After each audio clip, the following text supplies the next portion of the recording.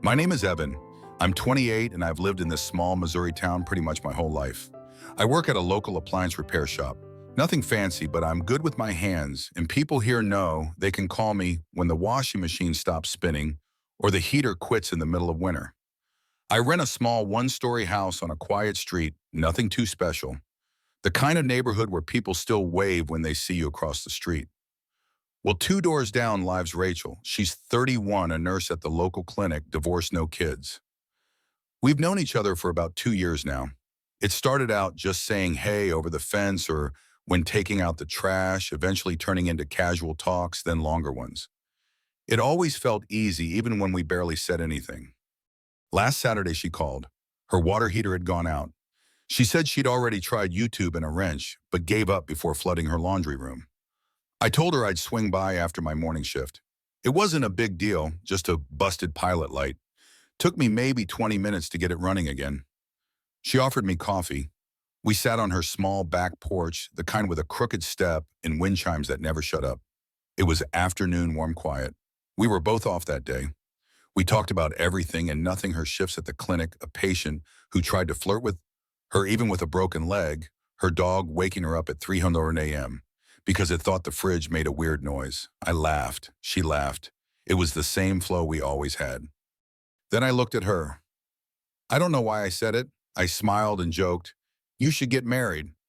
It was light, like one of those dumb, throwaway things you say when the silence feels too deep.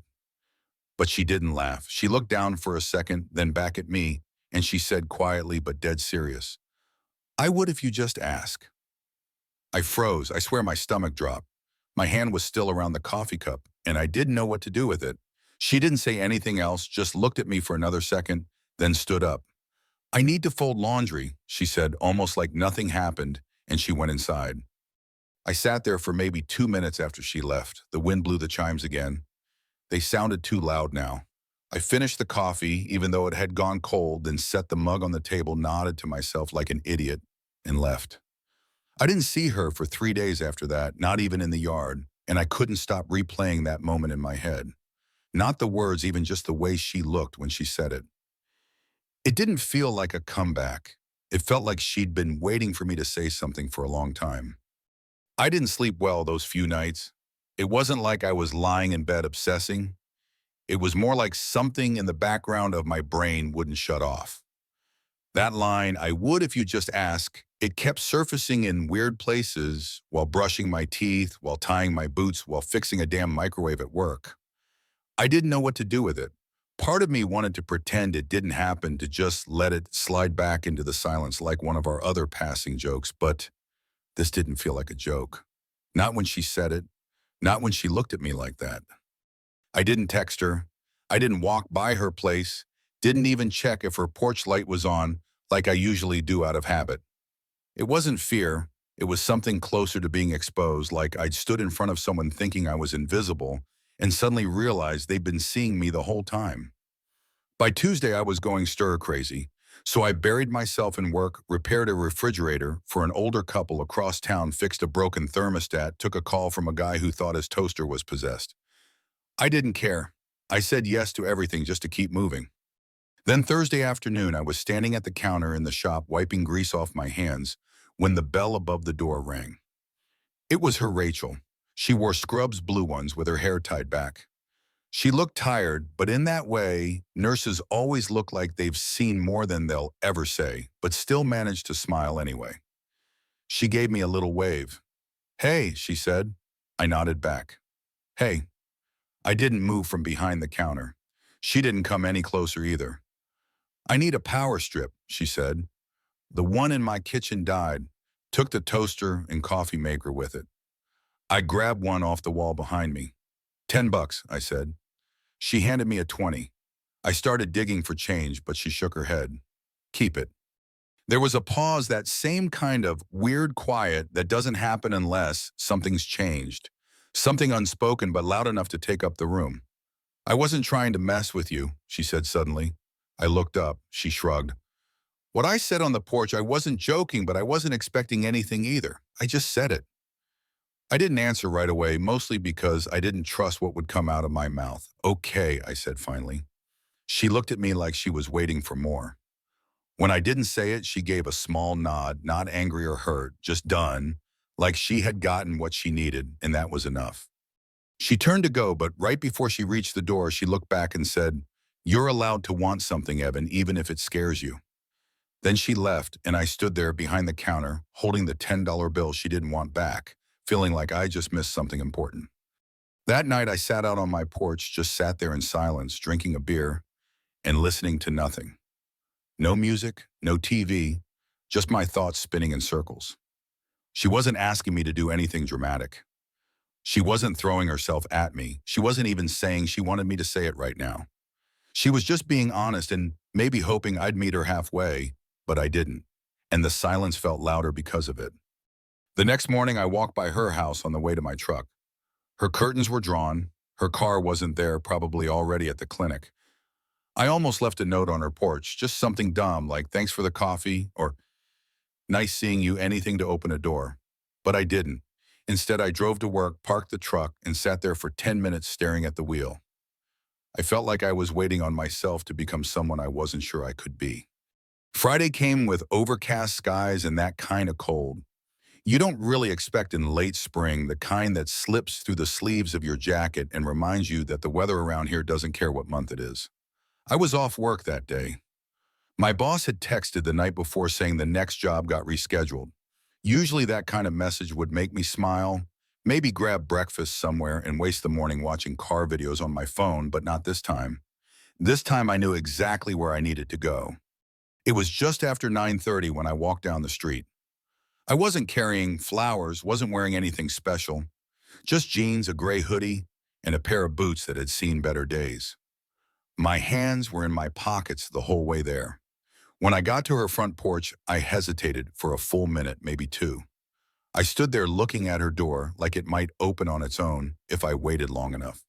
It didn't, so I knocked. Rachel opened the door maybe 10 seconds later. She was in sweats, hair pulled up in a loose bun, no makeup. She looked like someone who didn't expect company, but she didn't seem surprised either. "Hey," she said quietly. "Hey," I replied. "Everything okay?" she asked. "Not really," I said. She opened the door wider and stepped aside. I walked in. The house smelled like coffee and laundry. Something about it felt calm, familiar. We didn't sit right away. I stood near the kitchen counter and she leaned against the opposite side. I took a breath. I thought maybe I was just the neighbor, the guy who fixes things, someone you laugh with on your porch. She crossed her arms but didn't speak. "I've been going over the last 2 years in my head," I continued, "and I keep thinking about the times you brought me soup when I was sick, or when you offered to walk my dog after my leg was in that brace, the stupid jokes, the late-night texts. I keep thinking maybe I missed something." She gave a soft smile. "You didn't miss it. You just didn't believe it." That hit harder than I expected. "I don't have a ring," I said. She tilted her head. "Evan, I'm not asking for a proposal." "I know," I said. "I'm just saying I've never really done this, not seriously." She pushed off the counter and stepped closer. "Me neither. At least not right." We stood there in the middle of her kitchen. She was close enough that I could smell the faint scent of shampoo in her hair. She looked up at me, not with expectation, just with patience. I took another breath. "I don't want to keep pretending I don't feel something," I said. "Then don't." "I'm not great with big gestures." "That's okay," she said. "I don't need fireworks, just honesty." I nodded. "You got that. I'm here because I don't want to spend another day acting like this doesn't matter to me." Silence. Then she asked, "So what now?" And I said, "Whatever you're comfortable with." She smiled again, softer this time, and turned to pour 2 mugs of coffee. We sat on the couch with mismatched socks and warm cups between our hands. It wasn't romantic in a movie sense, no background music, no candlelight, just two people finally being honest with each other. We talked about work, about how she got into nursing, about the first time she noticed me fixing my truck, shirtless in the driveway. We laughed about that. She said she pretended to need help with her hose that week just to talk to me. I said I'd never had someone make a water hose sound so flirty.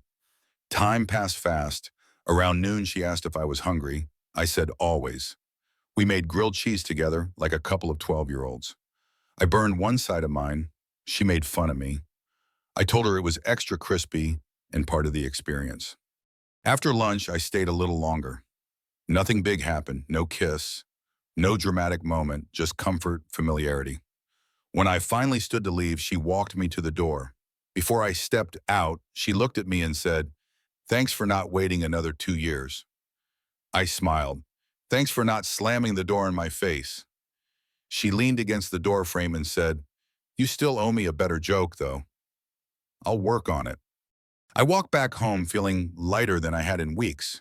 No pressure, no labels, just something real finally beginning.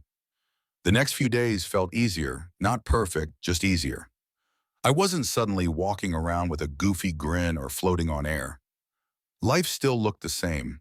The weather was still moody, and work still meant fixing people's appliances that shouldn't have lasted this long in the first place. But inside me, something had shifted. I wasn't wondering anymore. Rachel and I started texting more casually, at first random things, memes, complaints about weather and laundry, then more real, short, steady exchanges that didn't feel forced. Tuesday night, she invited me over for dinner. Nothing fancy, she made spaghetti. We ate on her couch plates on our laps reruns of Seinfeld in the background. I teased her for putting too much garlic in the bread. She called my portion a mountain of noodles for a man with no metabolism. It was easy, comfortable. At one point, her leg brushed mine and neither of us moved. She didn't lean in. I didn't either. But that touch, it was something like an understanding without words. Wednesday was busy at work, so we didn't talk much. Thursday, I texted her around noon asking if she wanted to grab coffee after her shift. She said she'd get back to me, but she didn't. No text, no call, nothing. I waited until almost 900 p.m., then left it alone. I figured maybe she had a long shift or just forgot. But Friday, I was driving home from work around 4 when I saw a car in her driveway. I didn't recognize a black SUV, clean, new, not the kind of car someone in our town usually drove. I parked at my place, sat behind the wheel a second longer than usual. Then I saw them, Rachel and a man I'd never seen before, so I'd be stepping out her front door. He was tall, good-looking, clean-cut. She was holding a folder. He said something to her. She nodded. Then he gave her a quick hug, not the kind you give a stranger, the kind that says, "I know you." I didn't realize how long I'd been watching until I felt my fingers tighten around the steering wheel. She didn't look over, just waved goodbye and went back inside. I got out of the truck, went inside my house, didn't even take off my boots, sat on the edge of the couch just staring at the blank TV screen. I knew it wasn't my place to feel anything. Not really. We hadn't labeled anything. We hadn't kissed. We hadn't made promises. But I felt it anyway, that stupid sinking weight in your gut that tells you maybe you read the situation wrong. I didn't text her that night or the next morning. I avoided going outside in case I'd run into her. By Saturday afternoon, I was just tired of myself. Around 5, I heard a knock on my door. I opened it without checking. It was Rachel, still in scrubs, still holding that folder. She looked at me like she could already tell something was off. "Hey." I stepped back to let her in. She didn't move. "Can we talk?" she asked. I nodded. "Yeah." She stepped in, stood near the window, still holding the folder. She didn't sit. "You didn't text back," she said. "You didn't either," I replied. She paused. "I had a crazy day. One of the nurses called out and I ended up staying over. Then my ex dropped by." So that was him. "He's trying to refinance the house we bought back when we were married," she continued. "He needed my signature on some old paperwork. That's what the folder's about." I said nothing, just nodded. She stepped closer. "Evan, nothing's going on between me and him. We've been done for 3 years. There's no part of me that wants to revisit that." "I know," I said quietly. "No, I don't think you do," she replied, "because you haven't looked at me since I walked in." That stung because it was true. I just didn't know what to think, I admitted. I saw the car, I saw the hug. I didn't want to assume anything, but you assumed anyway. I looked at her then. "Yeah, I did." She softened a little. "I get it. Really, I do. But I need to be able to talk to you without having to prove myself every time something uncomfortable happens." I nodded again. "You're right." We stood there in that awkward, Heavy silence. Then I said, "Look, I've never been good at this stuff. I mess up before I even get a chance to try, but I don't want to pull away from you." Rachel finally set the folder down on my counter. "Then don't." Another pause. Then I asked, "Are we okay?" She looked me dead in the eye. "We are if you stop hiding every time something feels unfamiliar." "I'll try." "Good," she said, "because I don't want us to start something I have to fix by myself." I nodded slowly. She walked over, gave me a one-armed hug, short but warm, and said, "Next time, just ask. It's easier than guessing." Then she left. I stood there for a while looking at the folder she left on the counter. Her past, some paperwork, nothing more. And for the first time in a long time, I didn't feel like I had to compete with anything. I just had to show up. Sunday morning started slow. The air was thick with that early summer humidity that made your shirt cling before you'd even done anything. I got up around 8, made a pot of coffee, and sat by the window with the blinds halfway open. I hadn't heard from Rachel since she left my place the day before, but this time it didn't feel like avoidance. It felt like space, like she left the door open, and it was up to me to walk through it or not. Around 10 yarn, I found myself in the garage rummaging through a box of old stuff, tools, cords, parts from long-forgotten jobs. Buried near the bottom was a small metal tin I hadn't touched in years. Inside were leftover screws, a broken watch, and a cheap silver ring I'd bought from a pawn shop once when I was 21 and thought I was in love. I didn't plan to use it. I just held it for a second and thought about what it had meant, then what it didn't. Then I put it back. Instead, I grabbed something else, a small box of tiny brass hooks, the kind you'd use to fix cabinet doors or hang up a wind chime. I slipped them into my pocket, grabbed 2 cups of coffee to go from the diner down the street, and walked toward Rachel's. She was on her porch, her hair up again, no makeup, feet bare. She was reading something on her phone, but looked up the second she heard me on the steps. "Hey," she said. "Hey." I handed her a coffee. "Hazelnut, 1 sugar." She smiled. "You remembered." I sat down beside her, careful not to spill mine. We didn't talk at first, just sipped quietly while the street carried on like it always did, dogs barking. 2 blocks over, someone mowing a lawn in the distance, a kid on a bike flying past with no helmet. Then I cleared in my throat. "I keep thinking about what you said about not wanting to fix something by yourself." She nodded, didn't interrupt. "I also keep thinking how easy it is to let time pass and convince yourself things don't matter, that people don't matter. But they do. You do." She looked over at me, calm, present. "I'm not the guy with a plan," I went on. "I don't know how to make big speeches, but I know what I feel and I know what I don't want to lose." She said nothing, just listened. I reached into my jacket pocket and pulled out the small box of brass hooks, held them in my palm, and offered them to her like they were something valuable. She looked at me, puzzled. "Hooks for your cabinet," I said. "The one under your sink. Keep swinging open." A laugh slipped from her lips, soft, honest. "You're ridiculous," I shrugged. "Maybe, but I'm here. I'm trying." She took the box from my hand and held it. "You're not just trying, Evan. You're showing up. That's more than most." I looked down at my coffee, then up at her. "I'm not joking this time," I said. She nodded. "I know." Another silence, this one full but not heavy. It felt like standing in the middle of something real. She leaned in a little. "So what are we doing?" I took a breath. "We're doing this if you'd want to, I do," she said, as simple as that. It wasn't a proposal. There was no ring, no moment that belonged on a greeting card, just 2 people finally standing in the same place at the same time, saying it out loud. She reached for my hand and laced her fingers through mine. "You're not getting out of helping me with that cabinet now," she said. I smiled. I wouldn't dream of it. A breeze blew through, rustling the trees just enough to break the quiet. We sat there another 10 minutes, maybe more, talking about dinner plans, groceries, if it was too late in the season to start a garden. It was simple. It was everything. And that's how it ended, not with a joke, not with a grand gesture, but with something honest, steady, and finally shared. The story of Evan and Rachel offers a deeply moving lesson. Honesty, even when it scares us, is the key to building something real. Evan, a small-town repairman, and Rachel, a nurse carrying the scars of a past marriage, shared a quiet connection that grew over years of simple, neighborly moments. When Evan's offhand joke about marriage met Rachel's raw, unguarded response, "I would if you just ask it," exposed a truth they'd both been circling.